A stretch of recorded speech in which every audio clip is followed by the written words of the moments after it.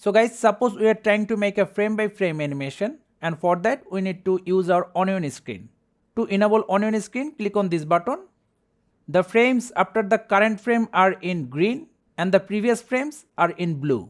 Also, as our original drawing is in green, so it's hard for us to differentiate between the onion screen and the original art. We have two solutions to fix this problem. The first one is to change the color of the onion screen, and the second one is to change the opacity of the onion screen. For that, go to the onion screen button, left click, hold, select advanced settings. Now to change the previous frame color, single left click on the color box, and from here select the color you want, suppose red.